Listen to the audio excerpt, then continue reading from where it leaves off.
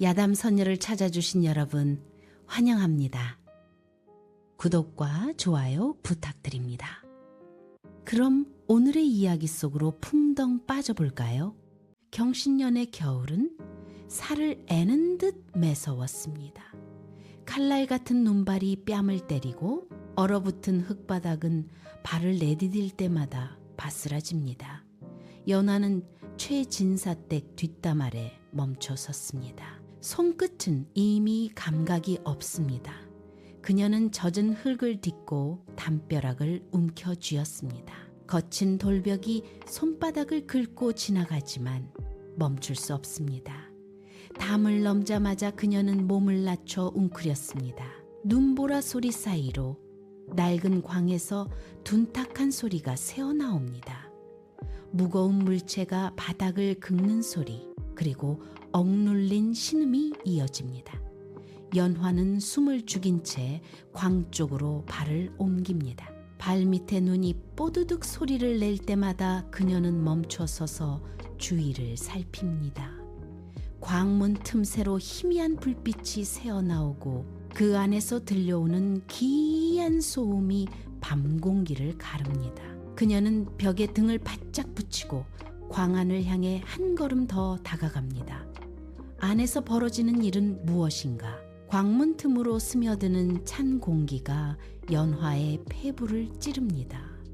그녀는 덜덜 떨리는 손을 꽉 쥐었습니다. 굶주림에 지쳐 차가운 방바닥에서 숨을 거둔 아이의 작은 손이 떠오릅니다.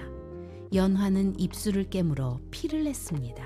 비극은 거기서 끝나지 않았습니다. 남편이 남긴 빚은 족쇄가 되어 그녀의 목을 조여왔습니다. 쌀 한 톨, 동전 한 념을 구걸하며 거리를 떠돌던 지난 날들이 주마등처럼 스쳐 지나갑니다. 그녀는 젖은 흙바닥에 무릎을 꿇고 잠시 숨을 고릅니다. 뺨을 타고 흐르는 것은 눈물인지 녹아내린 눈인지 알 수 없습니다. 하지만 여기서 물러설 곳은 없습니다. 그녀는 다시 일어섰습니다. 찢어진 집신 사이로 발가락이 붉게 얼어붙었지만 그녀는 광문을 향해 다시 발을 내디뎠습니다. 이제는 더 이상 도망치지 않겠다는 듯 그녀의 눈빛이 어둠 속에서 형형하게 빛납니다. 연화의 손끝이 품 안의 은비녀 끝을 더듬습니다. 10년 전 그날 굶주림에 쓰러져 있던 그녀에게 최진사는 쌀 한 취박과 이 비녀를 건넸습니다. 그는 떨리는 목소리로 말했습니다. 살아서 진실을 보라고. 그 말은 10년 동안 연화의 뼈에 새겨진 족쇄이자 유일한 등불이었습니다. 그녀는 비녀의 차가운 금속 질감을 손바닥으로 꾹 누릅니다. 쌀을 씻어 밥을 짓던 평범한 일상은 사라졌지만 그가 남긴 마지막 당부는 그녀를 이 어둠 속으로 밀어 넣었습니다. 최진사는 죽음의 문턱에서 그녀의 손을 잡으며 다시 한번 강조했습니다. 이 집안에 감춰진 진실을 밝히는 것만이 억울하게 쓰러진 이들의 넋을 달래는 길이라고 말입니다. 쌀을 담았던 거친 손의 감촉, 그리고 은비녀에 서린 최진사의 간절한 눈빛이 지금의 어둠을 뚫고 선명해집니다. 그녀는 비녀를 다시 품 깊숙이 찔러넣고 광문을 향해 몸을 던집니다. 과거의 약속이 현재의 행동으로 이어지는 순간입니다. 그녀는 더 이상 굶주린 과부가 아닙니다. 진실을 증명해야 하는 마지막 증인으로서 광문 틈으로 기괴한 소리가 새어나옵니다. 낮게 깔리는 억눌린 신음소리입니다. 연화는 발걸음을 멈추고 숨을 죽입니다. 뼛속까지 스며드는 한기보다 더한 공포가 그녀의 등줄기를 타고 흐릅니다. 낡은 나무문 너머로 무거운 것이 바닥을 긁는 소리가 들립니다. 연화는 본능적으로 뒷걸음질 치려 하지만 최진사의 마지막 당부가 그녀의 발목을 붙잡습니다. 그녀는 벽에 몸을 바짝 밀착시킵니다. 거친 숨소리조차 밖으로 새어나가지 않도록 입을 틀어막습니다. 다시 한번 신음이 터져 나옵니다. 이번에는 더 가깝고 더 고통스럽습니다. 연화는 떨리는 손을 뻗어 광문의 틈새를 살짝 밀어봅니다. 틈새 사이로 눅눅한 흙내와 비릿한 쇠 냄새가 섞여 나옵니다. 그녀는 눈을 가늘게 뜨고 어둠 속을 응시합니다. 연화는 다시 한번 숨을 들이마시고 소리가 나는 방향으로 조심스럽게 한 발자국을 내딛습니다. 연화는 삐걱거리는 광문을 조심스럽게 밀어젖힙니다. 문틈 사이로 쏟아지는 달빛이 광 내부를 비춥니다. 바닥에 흩어진 집단 위로 검붉은 액체가 낭자합니다. 연화는 본능적으로 입을 틀어막으며 뒷걸음질 칩니다. 핏자국이 이어진 끝에는 낡은 나무 상자 하나가 놓여 있습니다. 최진사가 생전에 그토록 지키려 했던 가문의 비밀이 담긴 금지된 상자입니다. 연화는 떨리는 손을 뻗어 상자의 모서리를 짚습니다. 차가운 나무의 감촉이 손끝에 닿자마자 그녀의 온몸이 굳어버립니다. 상자 주위로 흩어진 핏자국은 누군가 이곳에서 처절하게 저항했음을 증명합니다. 이 상자가 열리는 순간 최진사가 목숨을 걸고 숨겨온 진실이 드러날 것임을 직감합니다. 핏방울이 맺힌 자물쇠는 굳게 닫혀있지만 그 안에서 뿜어져 나오는 서늘한 기운이 광 전체를 압도합니다. 그녀는 이제 돌이킬 수 없는 선택의 기로에 서 있습니다. 광 안의 정적을 깨고 거친 발소리가 들려옵니다. 문이 거칠게 열리며 최치수가 들이닥칩니다. 그의 눈은 핏발이 서 있고 초점 없는 눈동자가 광 내부를 훑습니다. 그는 바닥에 엎드린 노복들의 머리채를 낚아챕니다. 최치수는 짐승처럼 으르렁거리며 노복들의 멱살을 흔듭니다. 재산 문서를 내놓으라며 사납게 다그치는 그의 목소리가 광안을 울립니다. 노복들은 공포에 질려 몸을 떨며 바닥을 기지만 최치수는 그들의 등을 발로 짓밟습니다. 그는 광기 어린 눈빛으로 구석구석을 뒤지며 집단을 걷어차고 부서진 가구들을 붙줍니다. 그의 손끝은 탐욕으로 떨리고 입가에는 비릿한 웃음이 번집니다. 그의 광기는 점점 더 거세져 광 내부의 모든 것을 파괴할 기세입니다. 그는 노복들의 비명조차 듣지 못한 채 오직 재산 명부만을 갈구하며 허공을 향해 손을 뻗습니다. 최치수는 다시 한번 노복의 멱살을 잡고 벽으로 밀어붙입니다. 최치수의 고함이 광안을 뒤흔드는 사이 연화는 숨을 죽이고 낡은 괴짝 뒤로 몸을 바짝 웅크립니다. 거친 집단이 살갗을 긁지만 그녀는 미동도 하지 않습니다. 최치수가 노복을 몰아세우며 벽을 걷어차는 소리가 귓가에 날카롭게 박힙니다. 바로 그때 연화의 등 뒤에서 서늘한 기운이 감돕니다. 숨소리조차 들리지 않는 찰나 묵직한 소나기가 그녀의 어깨를 낚아챕니다. 연화가 비명을 지르기도 전에 차가운 쇠붙이가 목덜금밭을 파고듭니다. 날카로운 칼날의 감촉이 피부를 짓누르며 숨기를 막아섭니다. 김서방입니다. 그는 연화의 귀에 입을 바짝 대고 낮고 굵은 목소리로 으르렁거립니다. 움직이면 목이 날아갈 것이라는 경고가 귓가를 스칩니다. 목을 조여오는 칼날의 압박에 그녀는 침을 삼키는 것조차 버겁습니다. 김서방은 연화의 머리채를 잡아채며 그녀를 최치수가 있는 광 한복판으로 거칠게 밀어넣습니다. 연화는 목덜미를 파고드는 칼날의 서늘한 감촉을 느끼며 숨을 고릅니다. 그녀의 손은 소매 속에 숨겨둔 은비녀를 향해 뻗어나갑니다. 차가운 금속의 질감이 손바닥에 닿자 연화는 손가락에 힘을 주어 이를 꽉 듭니다. 그녀는 칼날의 위협에도 굴하지 않고 고개를 천천히 돌려 김서방의 눈을 똑바로 응시합니다. 김서방의 미간이 좁혀지며 칼날에 더 큰 힘이 실리지만 연화는 눈 하나 깜빡이지 않습니다. 그녀는 억눌린 목소리로 단호하게 내뱉습니다. 어르신의 은혜를 갚으러 온 계집에게 칼을 들이대는 것이 이 집안의 법도입니까? 그녀의 말은 광 안의 공기를 가르며 날카롭게 울려 퍼집니다. 김서방은 잠시 당황한 듯 칼을 쥔 손을 멈칫합니다.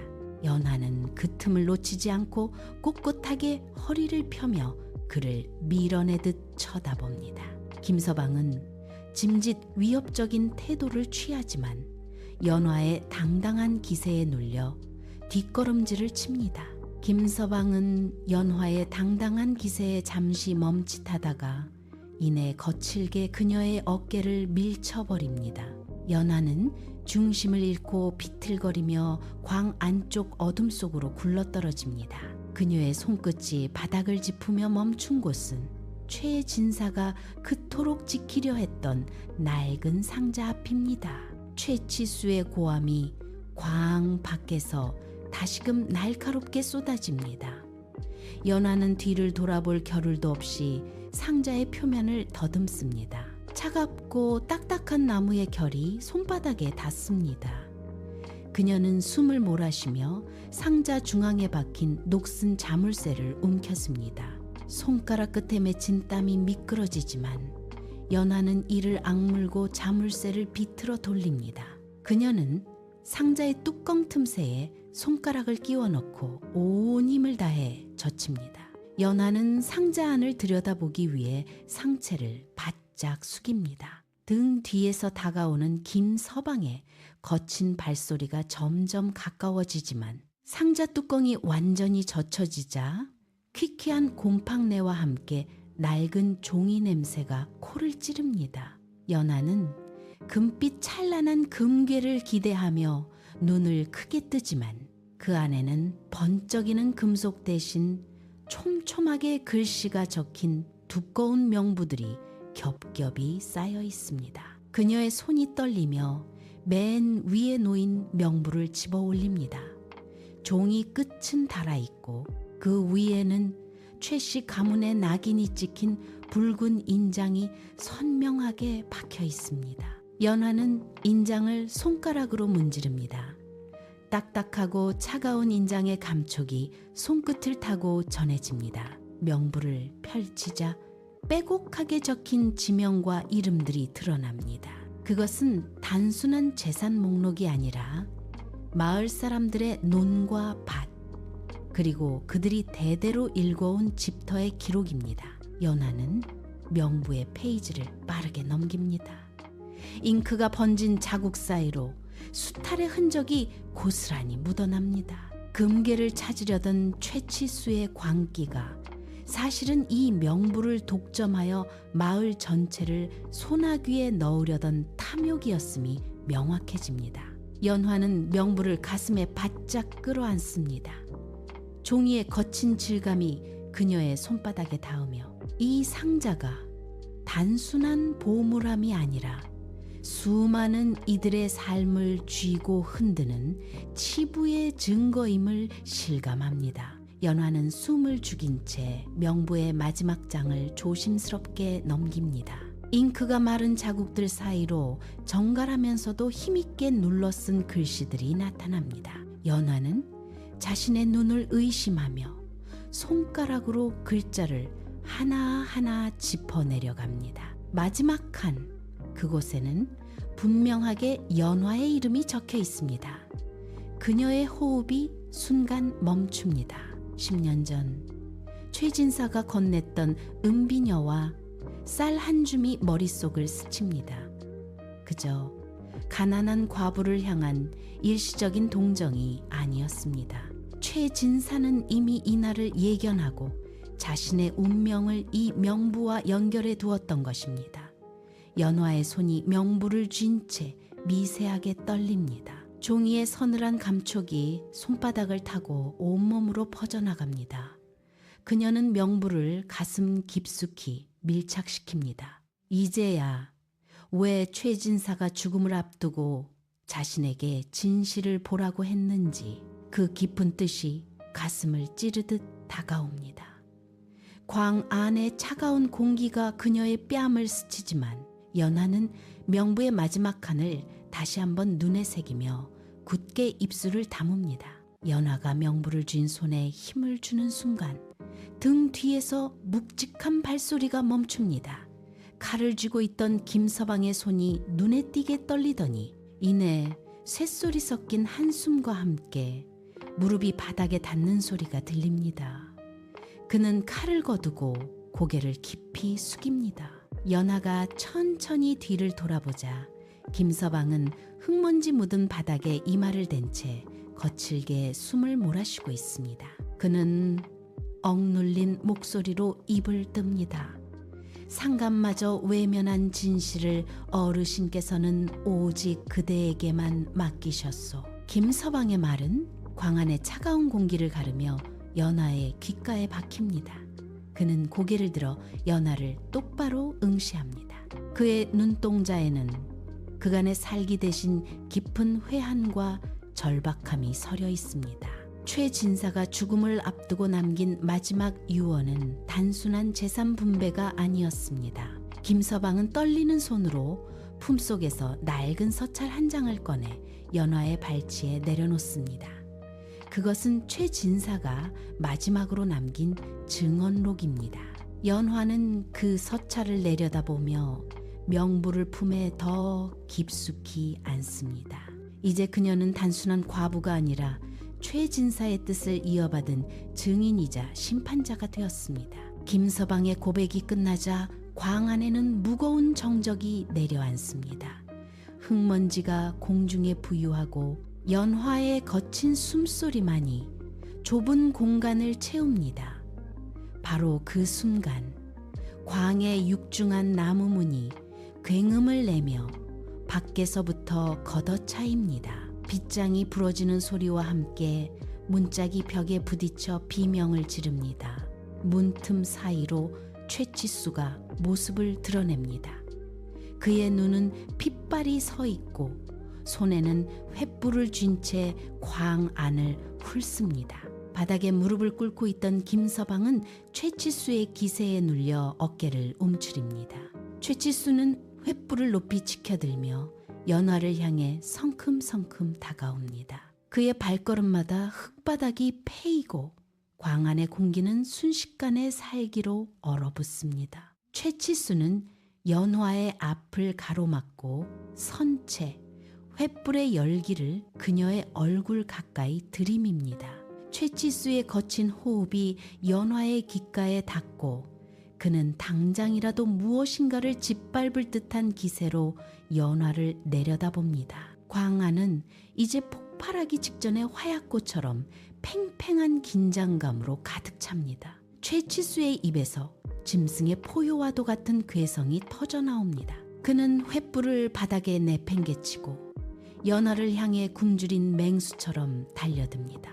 횃불이 바닥에서 튀어오르며 광안의 그림자를 미친 듯이 흔듭니다. 연화의 몸이 공중으로 들리며 벽에 강하게 부딪힙니다. 그는 상자를 빼앗기 위해 연화의 손목을 비틀고 그녀의 어깨를 벽으로 밀어붙입니다. 연화의 발이 허공을 차며 바닥에 흙먼지를 일으킵니다. 최치수의 눈은 오직 품속의 상자에 고정되어 있습니다. 그는 상자를 쥔 연화의 손을 짓누르며 뼈가 으스러질 듯한 힘으로 그녀를 옥죄어 옵니다. 두 사람의 몸이 좁은 광 안에서 엉키며 흙바닥을 굴러다닙니다. 최치수는 연화의 멱살을 잡은 채 그녀를 바닥으로 내동댕이치고 상자를 빼앗기 위해 다시 한번 짐승처럼 달려듭니다. 연화는 바닥에 쓰러진 채 상자를 가슴 깊숙이 파묻습니다. 최치수의 거친 구두가 그녀의 옆구리를 걷어차지만 연화는 비명조차 삼킨 채 상자를 쥔 손에 힘을 더합니다. 최치수는 그녀의 머리채를 잡아 올리며 상자를 뺏으려 합니다. 연화는 몸을 둥글게 말아 최치수의 손길을 피하며 흙바닥을 기어 구석으로 몸을 옮깁니다. 최치수가 다시 달려들어 그녀의 어깨를 짓누릅니다. 연화는 온 체중을 실어 상자를 바닥에 밀착시키고 최치수의 팔을 자신의 팔꿈치로 강하게 쳐냅니다. 최치수는 연화의 손가락 하나하나를 꺾으려 하지만 연화는 이를 악물고 상자 모서리를 꽉 쥐어 버팁니다. 그녀의 손등 위로 핏줄이 솟아오르고 최치수의 손톱이 그녀의 살댐을 파고듭니다. 최치수는 짐승 같은 괴성을 지르며 다시 연화의 손목을 낚아챕니다. 최치수의 손이 연화의 손목을 꺾어 누르려는 찰나 연화의 다른 손이 품속에서 은비녀를 뽑아듭니다. 날카로운 금속 끝이 연화 자신의 목덜미를 향합니다. 연화는 최치수의 눈을 똑바로 응시하며 은비녀를 쥔 손에 힘을 줍니다. 은비녀의 끝이 피부를 파고들어 붉은 핏방울이 맺힙니다. 연화는 숨을 몰아쉬며 최치수의 가슴을 향해 나지막하지만 단호하게 외칩니다. 한 발자국이라도 더 다가오면 이 명부와 함께 내 목숨을 끊을 것입니다.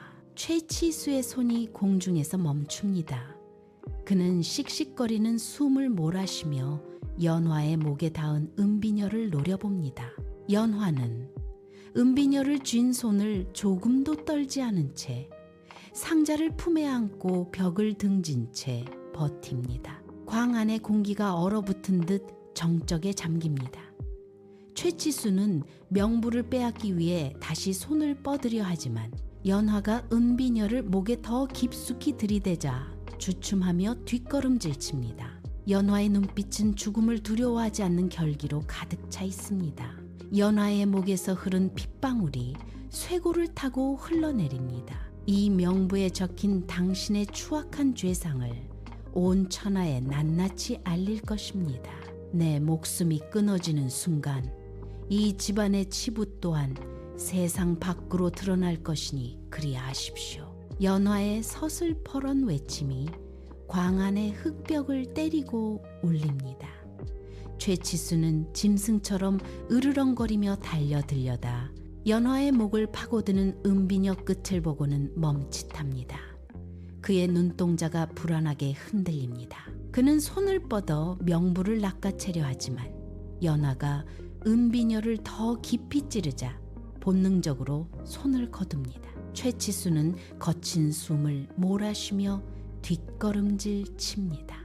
연화는 상자를 가슴에 더 단단히 밀착시키고 광안의 공기는 팽팽하게 당겨진 활시위처럼 위태롭습니다.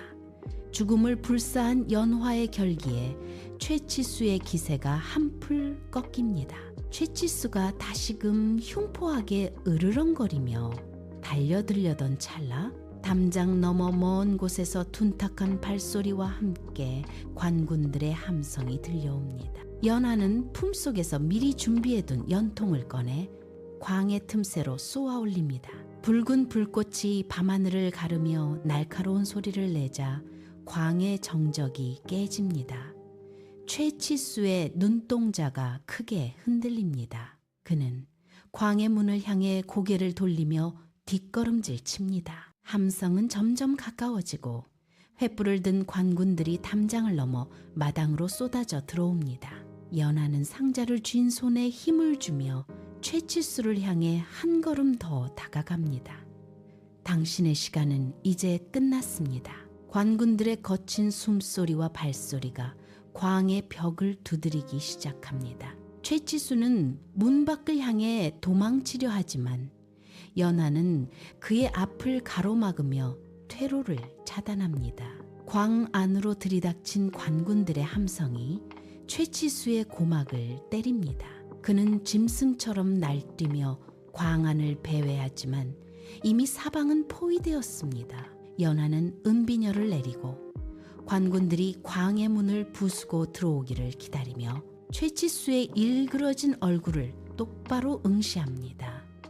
전세는 완전히 역전되었습니다. 광의 육중한 나무 문이 굉음을 내며 부서져 나갑니다. 들이닥친 광군들이 지켜든 수십 개의 횃불이 광 안의 어둠을 순식간에 집어삼킵니다. 붉은 불꽃이 일렁이며 좁은 공간을 환하게 밝히자 구석으로 내몰린 최치수와 김서방의 모습이 낱낱이 드러납니다. 최치수는 눈을 가늘게 뜨며 횃불의 빛을 피하려 하지만 이미 그의 얼굴은 공포와 분노로 뒤틀려 있습니다. 김서방은 쥐고 있던 칼을 바닥에 떨어뜨리며 털썩 주저앉습니다. 관군들이 그들을 향해 창끝을 겨누며 포위망을 좁혀 들어옵니다. 최치수는 입술을 깨물며 짐승 같은 신음을 내뱉지만 더 이상 도망칠 곳은 없습니다. 연하는 상자를 품에 안은 채 횃불의 빛을 등지고 서서 그들을 내려다봅니다. 광 안의 공기는 이제 연기와 땀냄새 그리고 패배의 비린내로 가득 찹니다. 횃불의 강렬한 빛은 그들의 추악한 본색을 숨김없이 비추고 최치수는 거친 숨을 몰아쉬며 바닥에 엎드립니다. 모든 악행이 백일하에 드러나는 순간입니다. 현감이 광 한가운데로 걸어 들어와 최치수의 앞을 가로막습니다. 현감은 차가운 목소리로 김서방을 지목하며 묻습니다. 이 모든 악행의 시작이 어디인가? 김서방은 바닥에 엎드린 채 몸을 떨며 눈동자를 굴립니다. 그의 시선이 최치수의 등 뒤에 꽂힙니다. 현감이 다시 한번 칼끝을 김서방의 턱 밑에 들이대자 김서방은 참았던 숨을 터뜨리며 울부짖습니다. 모두 어르신의 명이었소. 광 안의 공기가 얼어붙습니다. 김서방은 손가락으로 최치수를 가리키며 말을 잇습니다. 그날 밤 최치수가 내게 약사발을 건넸소. 아버지를 잠재우라며 내 손에 쥐어준 것이 바로 그 독이었소. 김서방의 자백이 광의 벽을 타고 울려 퍼집니다. 최치수는 굳은 채 미동도 하지 않지만 그의 손끝이 미세하게 떨리는 것이 횃불빛에 선명하게 드러납니다. 김서방은 바닥에 머리를 박으며 거듭 읊조립니다. 나는 그저 시키는 대로 했을 뿐이요. 약사발을 건네던 그 손길이 아직도 내 손에 생생하오. 모든 진실이 낱낱이 파헤쳐지는 순간 광하는 팽팽한 긴장감으로 가득 찹니다. 김서방의 자백이 떨어지자마자 최치수는 낮게 헛웃음을 터뜨립니다. 그는 천천히 고개를 들어 현감을 똑바로 응시합니다. 그의 눈동자에는 일말의 죄책감도 보이지 않습니다. 최치수는 묶인 손을 거칠게 흔들며 소리칩니다. 늙은이가 제 명을 다하지 못하고 숨이 붙어있는 것 자체가 가문의 수치였소. 쓸모없는 짐덩이를 치운 것이 무슨 죄가 된단 말이오. 광안의 관군들이 일제히 숨을 멈춥니다. 최치수는 핏발 선 눈으로 연화를 노려보며 말을 잇습니다. 그 늙은이는 재산만 축내며 가문을 갉아먹고 있었을 뿐이요. 내 손으로 직접 끝내는 것이 자식된 도리였지. 그의 목소리는 광의 벽을 때리며 날카롭게 울려 퍼집니다. 주변에 있던 마을 사람들은 경악하며 뒷걸음질치고 현감의 얼굴에는 분노가 서립니다. 최치수는 자신의 패륜을 정당화하며 광기 어린 웃음을 멈추지 않습니다. 연화는 상자를 가슴 깊이 끌어안고 그 추악한 광경을 지켜봅니다. 광 안의 공기는 더욱 무겁게 가라앉습니다. 연화는 최치수의 고함이 잦아들기를 기다렸다가 품에 안았던 상자를 바닥에 내려놓습니다. 그녀의 손가락이 떨림을 멈추고 자물쇠를 다시 한번 젖힙니다. 뚜껑이 열리자 횃불빛이 상자 안을 환하게 비춥니다. 사람들의 시선이 일제히 상자 속으로 쏠립니다.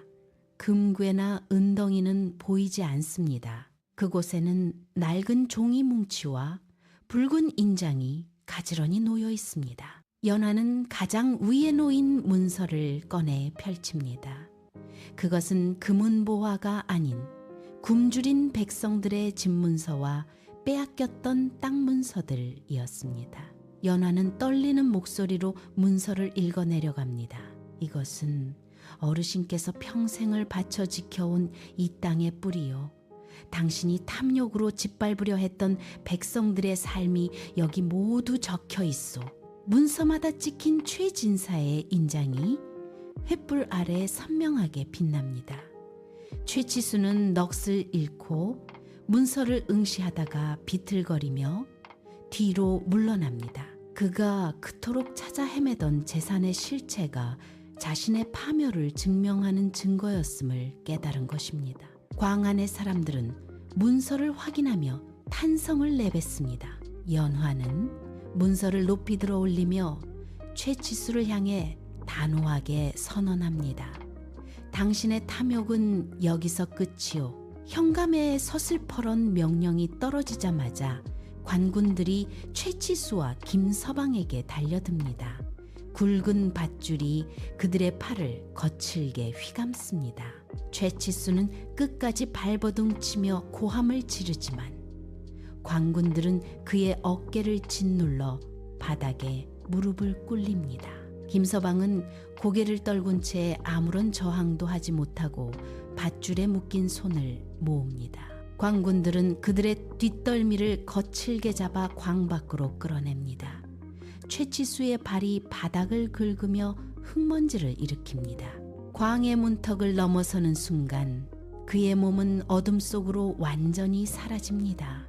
뒤이어 김서방도 관군들의 손에 이끌려 광 밖으로 밀려나갑니다. 광 안에는 이제 팽팽했던 긴장감 대신 무거운 정적만이 감돕니다.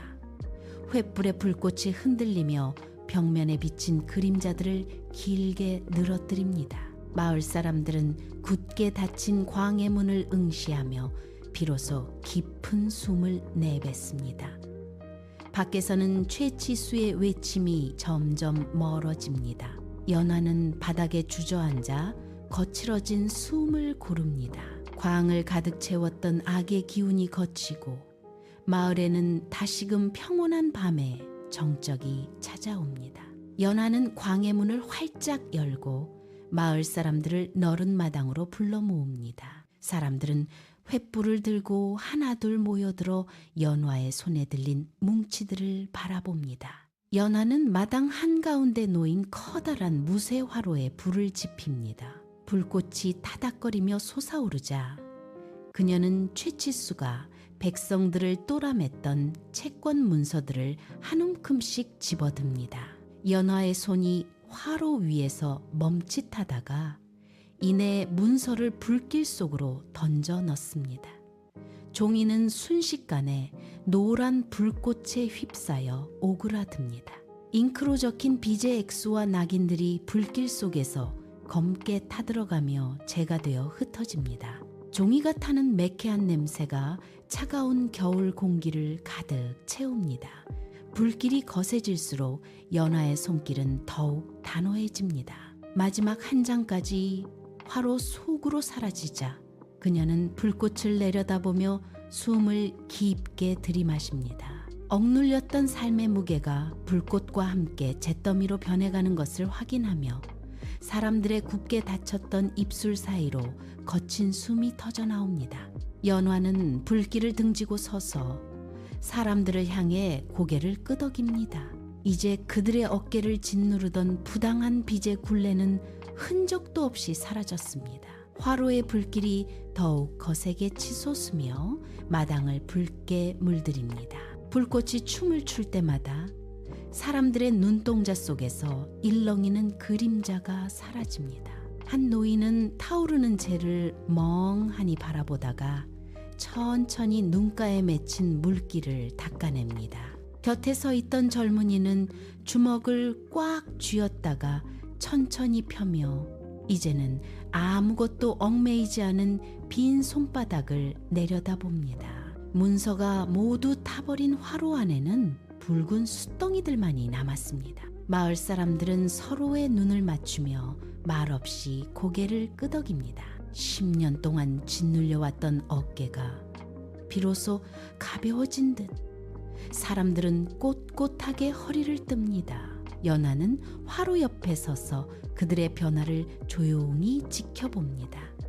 불길이 잦아들며 희미한 연기가 겨울밤 하늘로 흩어집니다. 그 연기 사이로 별빛이 다시금 선명하게 드러납니다. 사람들은 이제 비제 굴레가 아닌 내일의 아침을 생각하며 발걸음을 옮깁니다.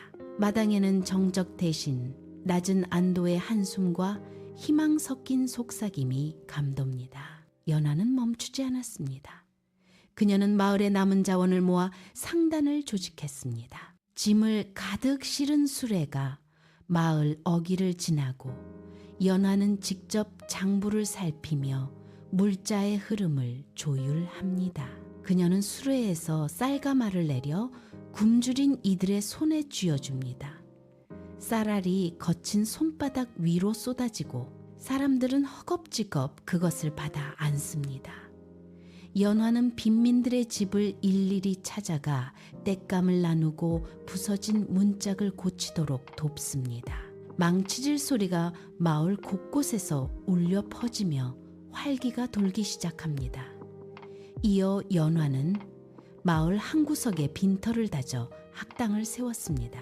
그녀는 붓을 깎아 아이들의 손에 쥐어주고 직접 먹을 갈아 글자를 가르칩니다. 아이들은 흙바닥에 엎드려 붓을 놀리며 처음으로 자신의 이름을 써내려갑니다. 연화는 아이들의 곁에 앉아 붓을 잡은 작은 손을 지그시 감싸 쥐고 획을 긋는 법을 일러줍니다. 학당의 창문 너머로 글 읽는 소리가 나직하게 퍼져나갑니다. 연화는 매일 아침 학당의 문을 열며 어제보다 더 단단해진 마을의 풍경을 눈에 담습니다. 먼 유배지. 최치수는 좁고 습한 토굴 속에서 숨을 헐떡입니다. 썩은 집단 위로 빗물이 떨어지고 그는 굶주림에 떨며 흙바닥을 긁어댑니다. 그가 한때 휘둘렀던 권력의 흔적은 온데간데 없고 이제는 쥐새끼들만이 그의 곁을 맴듭니다. 그는 마지막 순간까지도 자신의 잘못을 뉘우치지 못한 채 거친 숨을 몰아쉬다 차가운 바닥 위로 고개를 떨굽니다. 같은 시각 마을 어귀에는 돌을 다듬는 망치 소리가 경쾌하게 울려 퍼집니다. 연화와 마을 사람들은 냇물 위에 튼튼한 돌다리를 놓습니다. 거친 바위를 굴려 기초를 다지고 그 위에 매끄러운 판석을 얹어 다리를 완성합니다. 사람들은 이 다리에 보은교라는 이름을 새겨 넣습니다. 최치수가 갇혀 죽어간 어두운 토굴과 마을을 잇고 사람들의 발길을 받아내는 보은교의 단단한 돌판이 극명하게 대비됩니다. 보은교는 맑은 냇물 위로 그림자를 들이우며 굳건히 자리를 지킵니다. 사람들은 이제 그 다리를 건너며 서로의 안부를 묻고 무거운 짐을 나누어 짊어집니다. 연화는 다리 난간에 손을 얹고 흐르는 물을 바라봅니다. 정의는 거창한 구호가 아니라 이렇게 사람과 사람 사이를 잇는 튼튼한 돌다리처럼 일상의 풍경으로 남았습니다.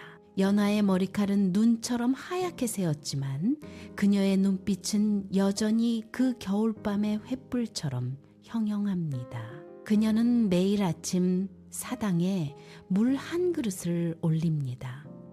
정갈한 물 위로 그녀의 주름진 얼굴이 비치고 그녀는 조용히 고개를 숙여 지난 세월을 되새깁니다. 마을 사람들은 저녁마다 보은교 아래 모여 앉아 연화의 이야기를 나눕니다. 늙은이는 아이들에게, 아이들은 다시 그들의 자식들에게 그날 밤에 긴박했던 순간과 상자 속의 진실을 전합니다. 연화의 삶은 하나의 거대한 야담이 되어 마을의 공기 속에 스며들었습니다.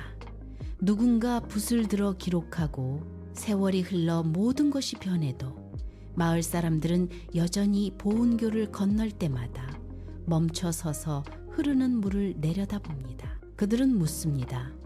10년 전 쌀 한 줌과 은비녀 하나가 어떻게 세상을 바꾸었는지, 그리고 한 사람의 결단이 어떻게 수많은 이들의 삶을 지탱했는지 말입니다. 연화는 이제 사당의 문을 닫고 천천히 마을길을 걷습니다. 그녀의 발자국 뒤로 긴 그림자가 드리우고 이야기는 여기서 멈추지 않고 계속됩니다. 진정으로 인간답게 산다는 것은 무엇인가? 연화가 남긴 정의의 흔적은 이제 마을의 풍경이 되어 후세에 전해지고 있습니다.